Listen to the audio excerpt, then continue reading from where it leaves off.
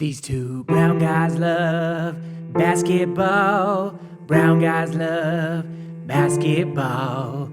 Who doesn't love basketball? So let's talk basketball.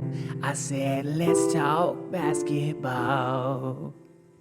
So the last 3 years for the Brooklyn Nets has been a wildly fun ride for everyone that's not a Nets fan. And there's been some highs, not plural. There's been some lows, and we decided we're going to draft our 3 favorite moments each. But the point of the draft is to have the worst team possible. So not players, but team of moments. So it can be one individual moment, it can be a circumstance, it can be whatever you want to do with the Brooklyn Nets, but you and I are going to go back and forth drafting our favorite 3 things from this Brooklyn Nets experience. And I'm very excited for it. I love it. This has been I just woke up. I barely ate. We jumped into this podcast. We're doing all these drafts. This is the most excited I've been all morning. It's very exciting. So we had a list of all the things just to kind of briefly go over it. And you guys don't even know how long this list is. Like it's crazy. There's so much to choose from. Like you won't even realize. How long has this been for? Has this been 2 years only? 3, right? Because the Warriors, 3? Yeah, but the first year doesn't count because KD, remember he tore his Achilles or whatever, his ACL, I can't remember, and he didn't play the first year. But Kyrie could have played and chose not to. So, anyways, we're gonna get to that. Surprise. So, with the first pick in the draft, Sachin graciously offered it to me because I was so excited. I am going to be drafting Kyrie Irving, the experience. And I know it seems like that's a lot, but trust me when I say this, that he deserves his own pick. And let me explain why. Let's run the timeline for you, okay? Let's wind the clocks back, shall we? As the Joker says. Kyrie convinces KD at an all-star game, so allegedly, to leave the Golden State Warriors to join him on a team in New York. But not the Knicks. No, the storied franchise of the Brooklyn Nets. All right, fine. The Knicks were about a little bit of a tire fire. Let's go over to Brooklyn where they have a lot of good young players and we can kind of build something there. No, we're not going to keep those players. And you know what? That coach that got those young upstart players into the playoffs? No, we're not going to keep him. We're going to bring in our boy, Steve Nash. I'm not going to get to that. This is about Kyrie Irving. Kyrie is healthy when the bubble happens and decides he doesn't want to play. And not only does he not want to play, none of them should play. No NBA players should play in the bubble because Kyrie Irving said so. So now he has a team of players that they know he doesn't want them. And he's being told by this leader to not play in the bubble. So they can't get their paychecks. They can't make money because this guy with the craziest shoe contract in the league says so. And KD hasn't even played a game yet. He hasn't experienced any of it. So now, fast forward, they're playing Kyrie Irving, Kevin Durant. That should be good enough to, make the playoffs, right? You would think. Lo and behold, we need more help. We need to bring in Harden. Kyrie signs off on it, convinces KD. By the way, KD's a smart guy. At some point, I got to start blaming him for some of these agreeing with Kyrie moments, but fine. Let's just pretend that KD is just blissfully ignorant and only wants to play basketball, which is everyone's favorite line. KD just wants to ball. KD just wants to ball. Fine. Let's talk about Kyrie then. Convinced to bring in Harden. Then Kyrie won't take the vaccine. And what does that mean that he won't take the vaccine? Well, he just so happens to live in New York where they chose to play. And what's the rule in New York? Can't play if you're not vaccinated. So not allowed to play at home games. Not allowed to play in some road games. Now they're debating, do we bring Kyrie in for 1/4 of the games? Such a 1/4 of the games do we play Kyrie Irving? So finally, it's ridiculous. James Harden says, I've had enough. I want out. I could see, feels like 4, 5, 6 years. 1 year with Kyrie Irving. And James Harden's like, I don't want to be here anymore. So he's gone. Great. Kyrie, finally healthy. They're playing. They go up against the Celtics. They're playing in the playoffs, That's a big game, big series, That was his former team. Anyways, they lost in 4, so that was quick. That ended as quickly as it started. Swept out by the Celtics. So then Kyrie, in the offseason, requests a trade because they won't give him an extension. Extension for what? You still owe them 300 games. What do you mean extension? This is getting absurd. Finally, KD again takes his side. And this is, by the way, why. If you go through all the things that KD put up with and agreed with Kyrie, you start to see that KD also kind of has a bit of a problem that we don't Westbrook talk not about. looking so bad now, is he? Fine. You know what? I agree with that. Westbrook in all of this is not looking so crazy. So Kyrie requests a trade, pretends that he's going to sign the NBA offer sheet with the Lakers, which would cost him over $20 million in losses instead of staying with Brooklyn Nets. Brooklyn says, no, you won't. Kyrie says, yes, I will. Brooklyn says, no, you won't. Kyrie does not. He opts into his contract because, of course, he did, because he has no conviction. And so he stays with Brooklyn. And then he talks about, I'm going to be a leader this year. I'm going to be around this year. And they're playing well. And then in January, says the team has turned it around and I am here to stay and lead this team to the promised land. That's what he said in an interview. 3 days later, requested a trade. 72 hours later, says, I want out of Brooklyn.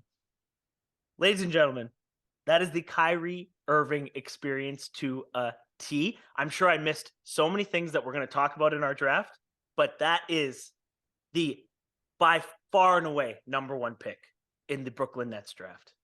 I think based on that draft, unfortunately, I'm going to spoil this. I think you win this draft. I don't think there's nothing that feels can like top cheating, Kyrie right? Irving. A little bit.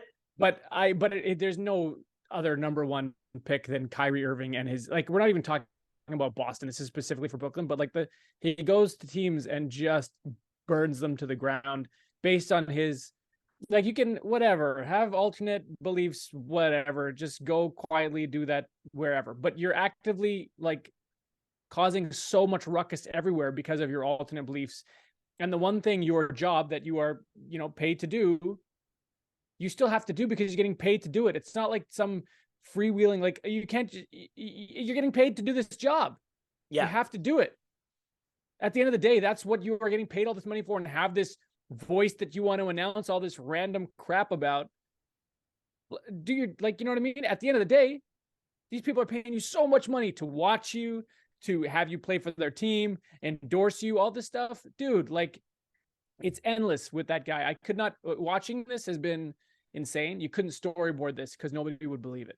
I mean, I forgot some things too. I'm thinking about the rant. I didn't even talk about the tweets, which I don't want to get into the political stuff, but the tweets were just unnecessary. And then what about when he just took a leave of absence, not COVID related, and then he was spotted at his sister's birthday party? He just didn't play because he said he needed some time off from the game in the middle of the season.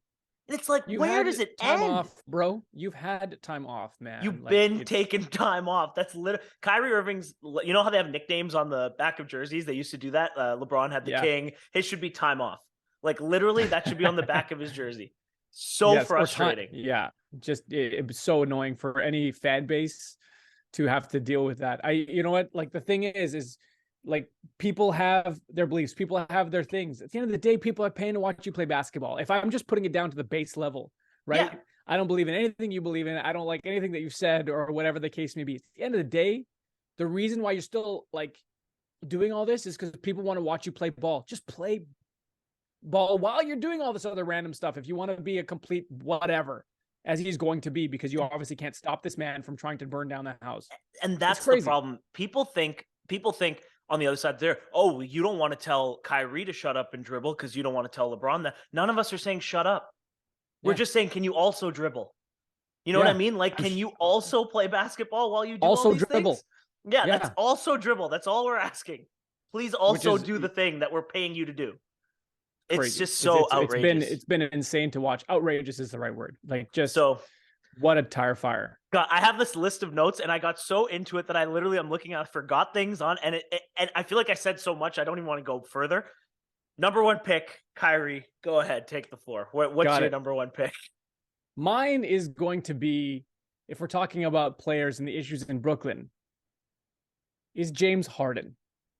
Because he doesn't get talked about it enough because so much has happened with Kyrie and KD and the coaches, and which we'll all get to. But we forget that James Harden was in Philly.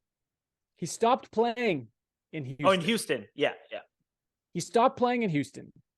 And then Brooklyn was like, oh, we will trade everything for you in order to get you. And the craziest thing, Justin, is Maxey was on the table. They would have That's right. traded away Max. So Brooklyn, they were willing to do that for James Harden, and that to me, it's insane to me that he was on the table. They're so lucky that they didn't do it because the trade ended up being Ben Simmons, Seth Curry, Andre Drummond, 2 first-round picks, 2022 and 2027, and Philly received James Harden and Paul Millsap. Like that to me it's crazy. And then when Brooklyn wanted to trade James Harden away, couldn't get anybody to trade for him. And how long was that? Was that a year later? It was just, I think, over a year. Yeah, they played the one playoff series together.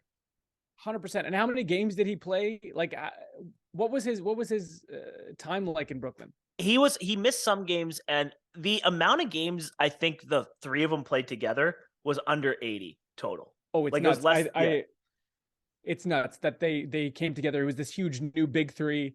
On paper, it looked amazing. You have these scores, you have these abilities. Do you remember their first games together? It was like the Harlem Globetrotters. It was insane.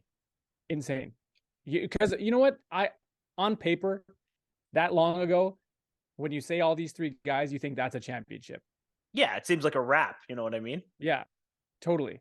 And I think, he was such a big catalyst for all this because adding him to that mix was the one that was like, oh, now they're going to win a championship. Yeah. And it just ended up being another cluster of demanding trades, having issues, having problems with whoever it may be. And the Brooklyn saga. Well, you're bringing in more drama, right? Like it didn't solve any of the Brooklyn issues that were behind the scenes. It just made the basketball potential better, but it didn't. Yeah. You added another alpha brain into the mix, and you never know what's going to happen when a guy. If a guy's willing to quit on one team, he's willing to quit on all of them, right? So totally.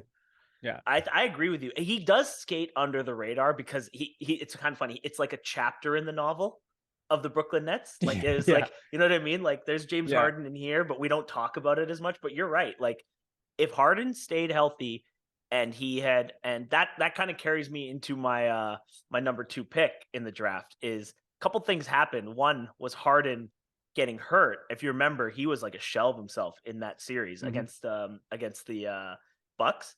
But my second painful New York or Brooklyn Nets draft pick is the what if KD's toe wasn't on the line and he had made that shot and they had won that series. One, they could have gone all the way. How different does everything look today if KD makes that shot? We'll never know, but a lot of people believe that was the determinant of who was going to win the NBA championship. The Bucks versus the Nets at that point. Because there was a chance Kyrie could have come back from his ankle injury. If you remember, he turned his ankle and he was out in the first game. And so I don't know. It kind of mixes your pick with mine because Harden was a part of that. I'm very curious to see what would have happened. Do you ever wonder? Can you imagine? I think about all like that's like a Marvel what if. Yeah. What if his foot wasn't on the line? What if they won that series? Would all this have blown up, or would it have been like, oh, look how far we got, as opposed to it being a huge letdown and then moving on? Yeah. Because if let's say they win a championship, none of this is happening today. There'd be drama. No doubt there'd be drama. But the thing of winning a championship buys you so much equity with ownership, fans, media. Yeah. You know what I mean? So anything Kyrie does becomes so much more palatable because you have that ring, that coveted thing that you were chasing. You know what I mean? So that's I always wonder. It puts you on the top, and you can carry that emotion on for years. Oh yeah, 100%.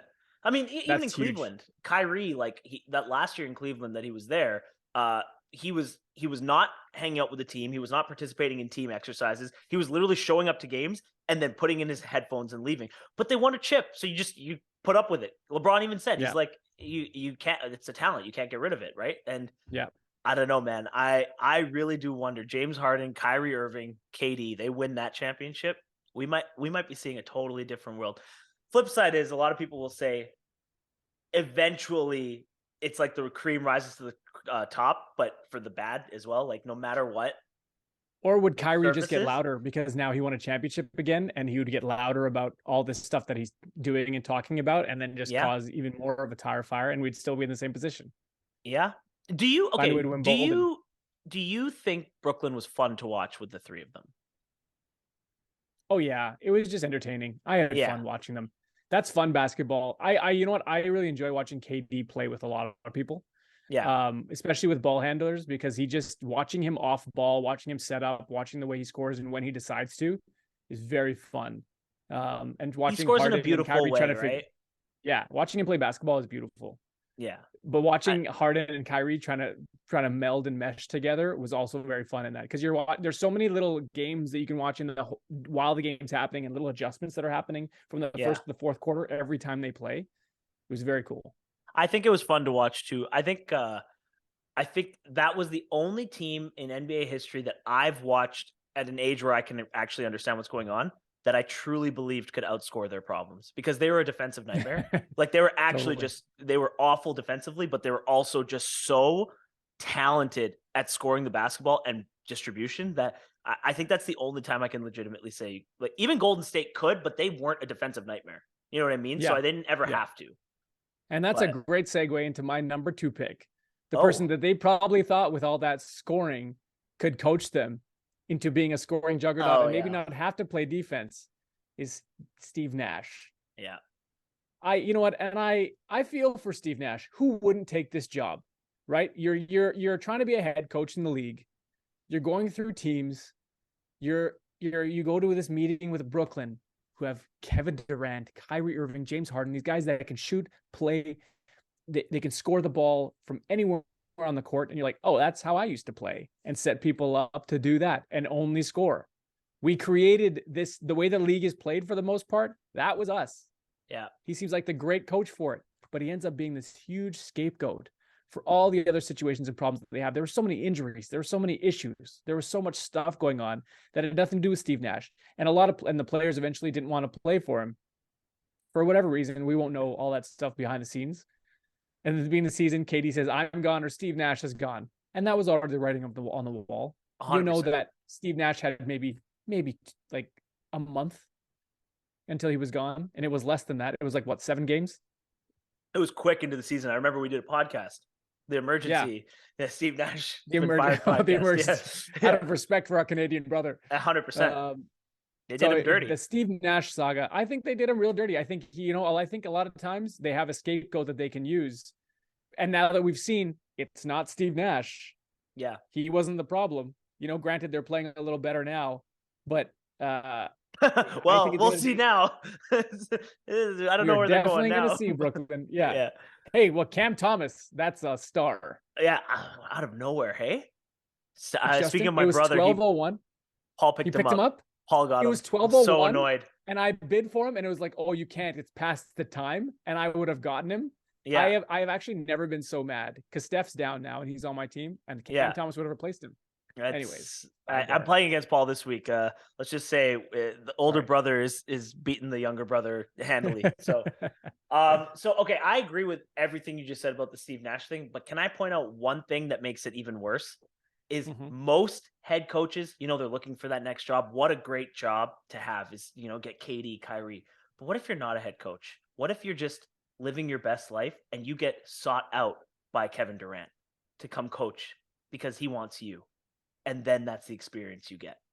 That's the part that I hate about all of this. If you remember, Steve Nash that happened, Justin. He wasn't even trying. He wasn't interviewing for jobs. Steve Nash is a great. I think he lives out in LA and he has all those businesses in Vancouver, so he's like back and forth. He wasn't applying for an NBA head coaching gig. He was approached by KD and his people because they had a good relationship allegedly in Golden State, and that's what makes me so upset about it. I didn't know that, and I'm so much more sad for him. You know what I mean? Like, why did you pull me out of that to put me in this?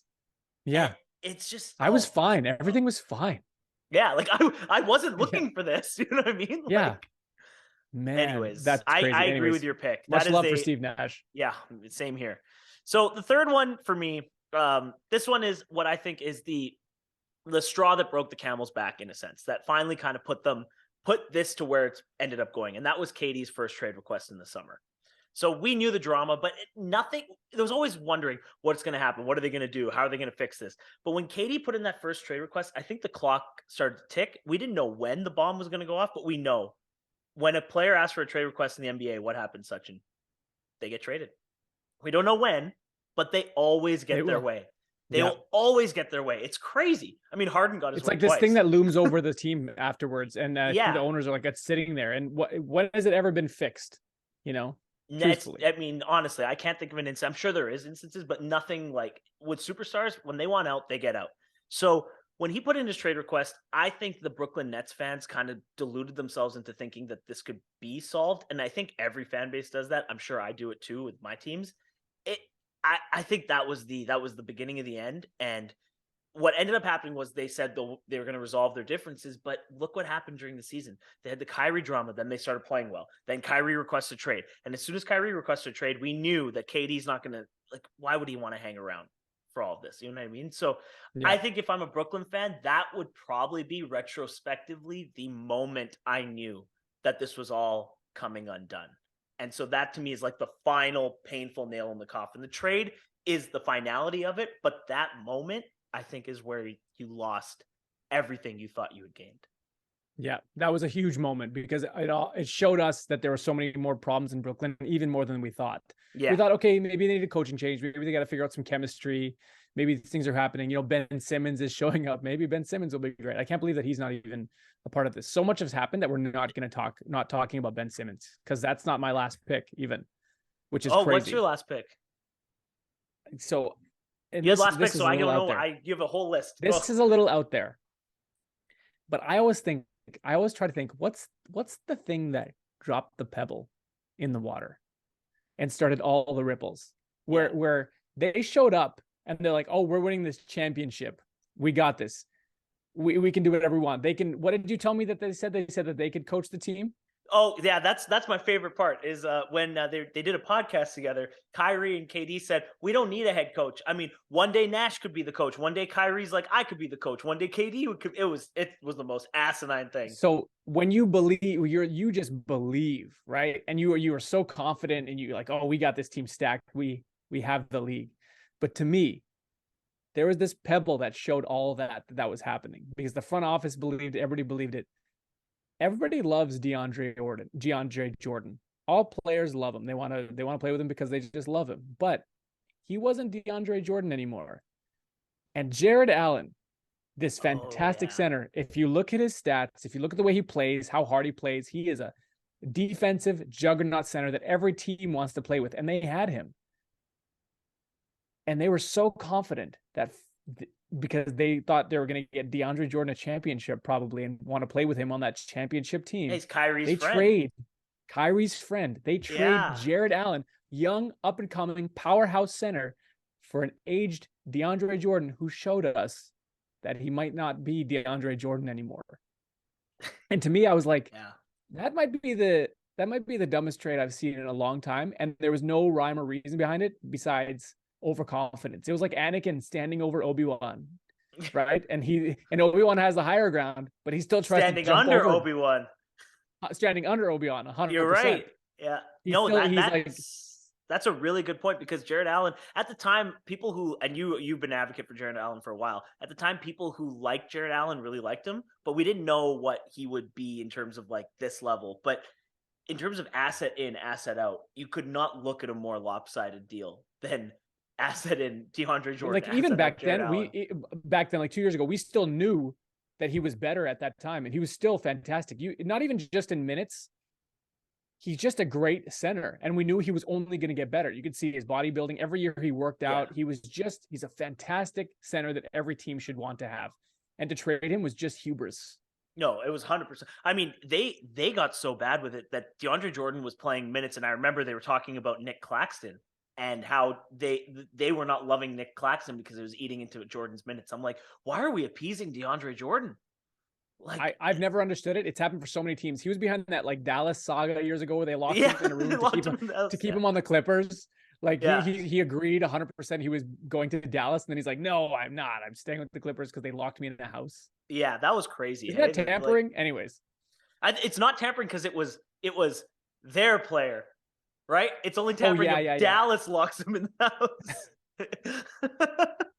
it's so legal funny. kidnapping if it's your own team. Then you're fine. Yeah, we own him, so we can do this.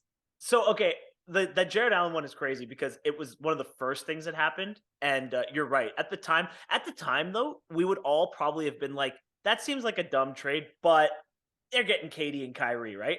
But retrospect, you're like, wow, that was a horrendously dumb trade. And like, there's no buts about it. I agree. That's a team that really, really struggled on defense for the first year and a half, especially guarding bigs.